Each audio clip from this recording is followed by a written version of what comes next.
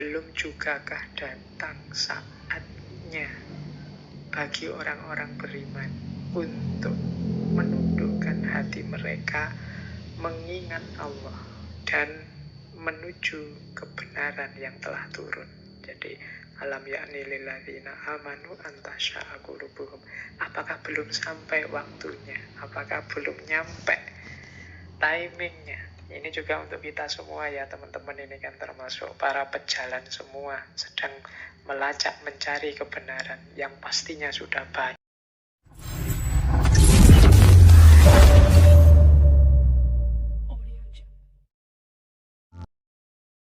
Assalamualaikum warahmatullahi wabarakatuh.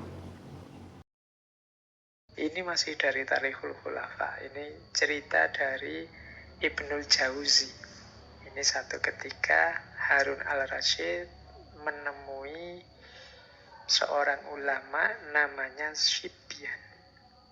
Jadi Harun al-Rasyid berkata kepada Syekh Syibyan ini, "Wahai Syekh, nasihatilah aku." Syekh Syibyan kemudian mengatakan, "Wahai Khalifah, bertemanlah dengan orang-orang yang membuatmu takut, tapi dengan itu engkau merasa aman. Itu lebih baik bagimu daripada berteman dengan orang-orang yang membuatmu merasa nyaman, tapi akhirnya engkau menjadi ketakutan." Nah, Khalifah Harun al-Rasyid agak kebingungan, ini maksudnya apa ya Syekh ini. Kemudian Syekh Syibyan melanjutkan, maksudnya orang yang membuatmu takut tapi akhirnya engkau akan merasa nyaman adalah orang yang mengatakan padamu, misalnya ada orang bilang padamu begini, "Wahai Khalifah, engkau bertanggung jawab terhadap rakyatmu, maka takutlah engkau kepada Allah." Nah, ini kan menakutkan memang kalau tiba-tiba ada orang mengingatkan kita seperti ini, "Wahai Khalifah, engkau bertanggung jawab terhadap rakyatmu, maka takutlah kepada Allah." Ini kalimatnya menakutkan, tapi dengan adanya orang yang mau mengingatkan kita seperti ini, kita akan lebih terkendali.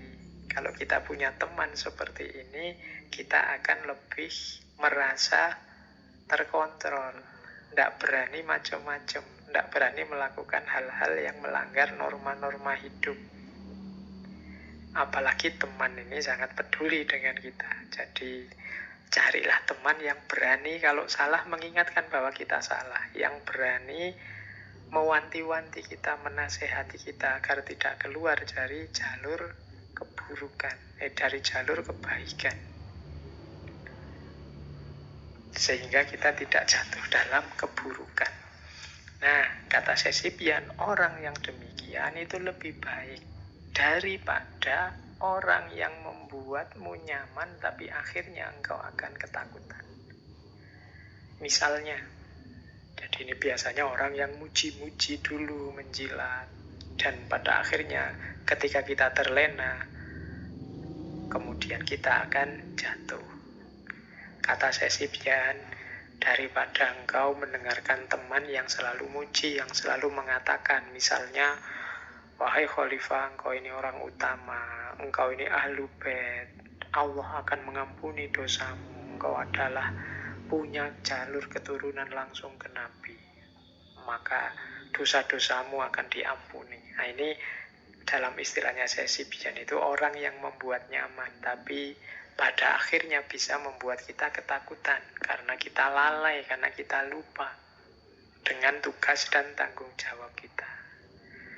Jadi ini nasihat bagi kita juga dari Syekh Syibyan untuk mencari teman, mencari sekutu yang berani bilang salah kalau kita salah, berani mengingatkan kalau kita keliru, berani menunjukkan kita jalan yang benar kalau kita sesat. Teman lo ya, teman itu kalau mengkritik dasarnya kepedulian, bukan melecehkan atau merendahkan kita karena wah dasar Orang tidak tahu, dasar orang bodoh, dasar orang tidak pinter, sini tak kasih tahu. Itu beda konotasinya. Ini teman. Jadi teman itu ya memang kadang-kadang kata-katanya nyelekit, tapi dalam rangka biar kita sadar, biar kita bangkit. Daripada teman yang senantiasa menjilat kita, memuji-muji kita. Wah, sampean hebat sekali, sampean luar biasa, sampean terkenal sekali sekarang, sampean wah sudah followernya, subscribernya, pengikutnya sudah banyak, luar biasa, kagum saya. Kalau hanya ini itu kadang-kadang bisa melalaikan kita. Kalau teman kita hanya muji-muji terus, kalau orang lain saya mending tidak kenal kita, mungkin masih muji-muji orang lain. Kalau teman itu kan tidak terlalu penting pujian dari mereka. Yang penting adalah kepedulian mereka pada kita.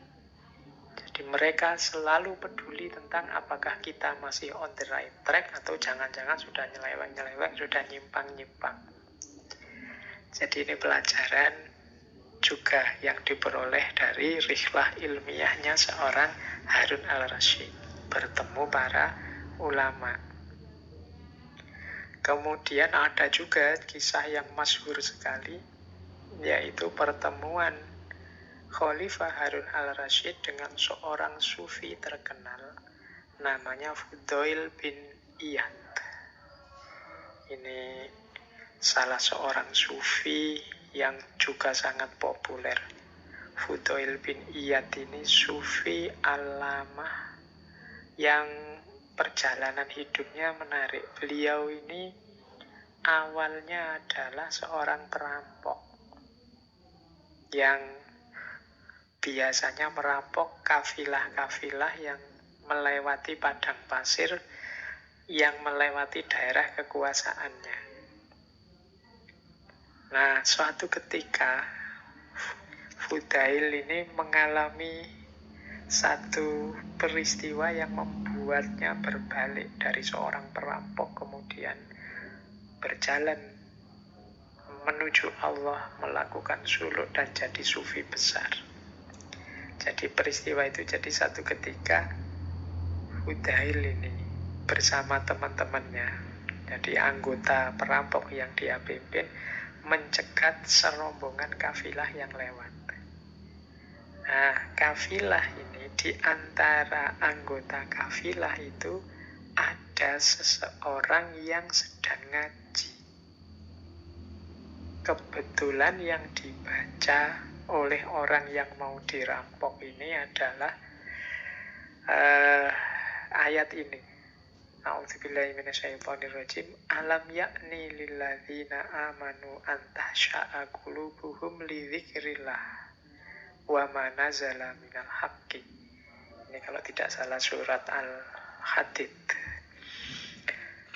Nah, jadi alam yakni lilladzina amanu an tahsya'a qulubuhum li dzikrillah. Jadi pas ayat ini seolah-olah nyindir Fudail. Jadi Fudail ini sedikit-sedikit juga ngerti agama, meskipun ngerampok juga masih sholat. Nah, mudahnya begitu.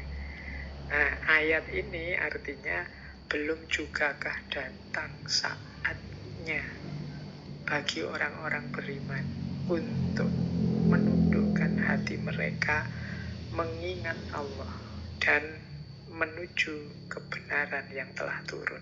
Jadi alam yakni lilladzina amanu an tasya'a qulubuhum. Apakah belum sampai waktunya? Apakah belum nyampe timingnya? Ini juga untuk kita semua ya teman-teman, ini kan termasuk para pejalan semua sedang melacak mencari kebenaran yang pastinya sudah banyak sekali ketemu dengan referensi-referensi kebenaran dalam hidup kita. Apakah belum saatnya? Ini kalau membaca ayat ini ya, yuk dimulai perjalanan kita menuju Allah. Yuk nawa itu diseriusi, peningkatan kualitas diri kita, segala aktivitas kita. Semoga tambah dekat selangkah demi selangkah kepada Allah. Mau nunggu apa lagi? Nunggu pandemi selesai, nunggu punya pekerjaan tetap, nunggu punya istri dan anak, atau nunggu apa lagi?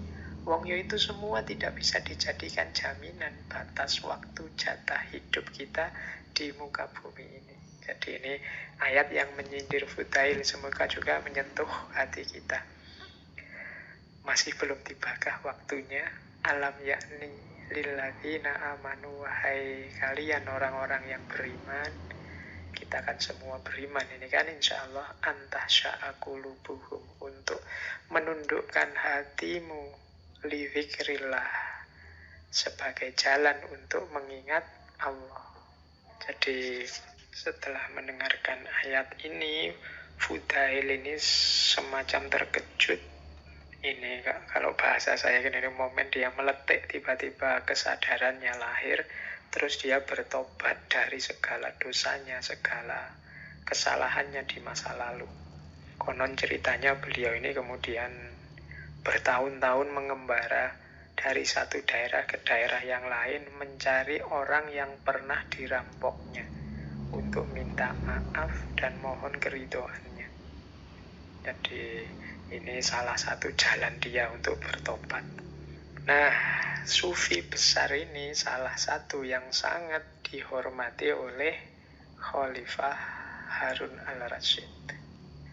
Ketika Khalifah merasa gelisah, suatu hari beliau berkunjung ke kediaman Fudail bin Iyad ini. Kemudian meminta nasihat. Nah, mari kita dengarkan nasihatnya Fudail kepada Khalifah.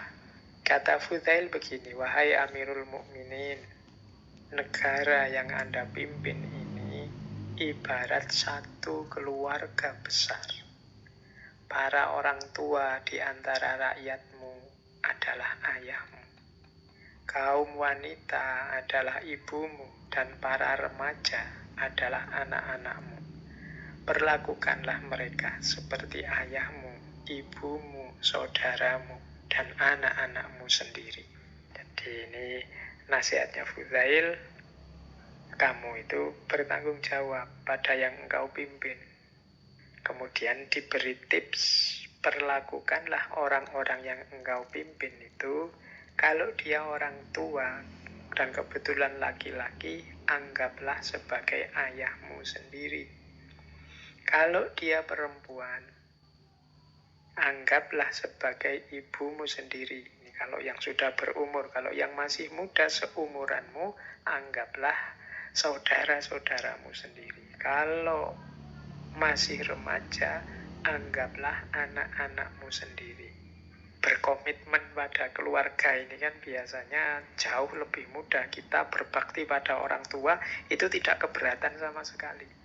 Kita berkorban untuk anak-anak kita itu kan tidak berat sama sekali. Maka katanya Fudail, Amirul Mukminin, perlakukan semua rakyatmu sebagaimana engkau melakukan kepada keluargamu. Jadi kalau rakyat laki-laki yang tua, anggap dia ayahmu. Kalau perempuan, anggap ibumu. Yang sebaya, anggap saudaramu. Yang remaja, lebih muda, anggap anak-anakmu. Jadi ini nasihat yang penting. Hanya dengan satu kalimat ini sebenarnya sudah bisa dapat nasihat yang sangat banyak bagi seorang pemimpin. Tidak perlu lagi pakai kalimat-kalimat variasi yang macam-macam. Jadi sudahlah, kalau engkau sedang mimpin, kebetulan yang engkau pimpin itu orang yang lebih junior darimu, anggaplah adikmu atau anak-anakmu.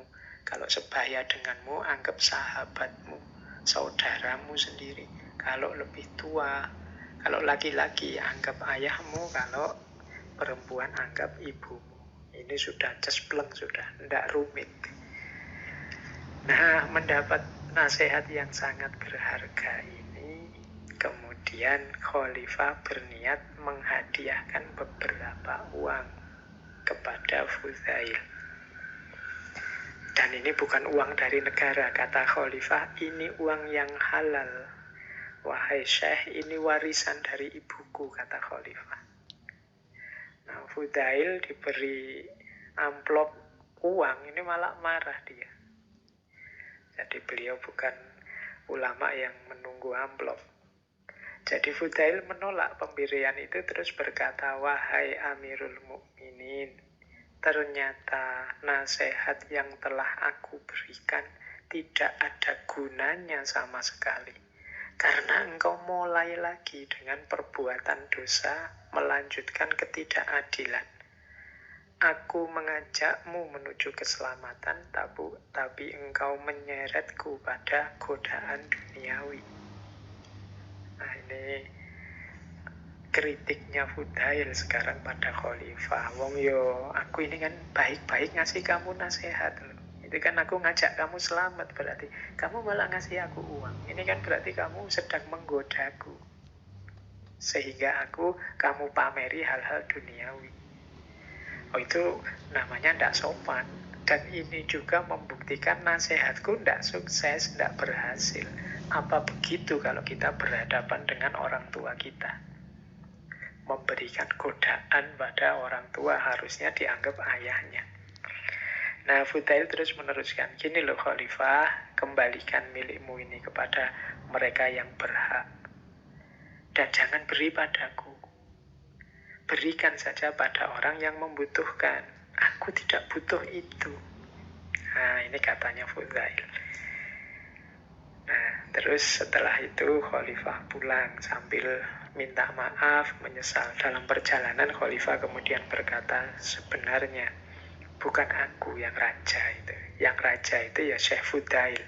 Dialah raja yang sesungguhnya. Cirinya apa raja yang sesungguhnya itu?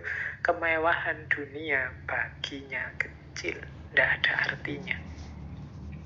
Sehingga diberi uang dinar sebanyak itu, tetap dia tidak tergoda dan menolak.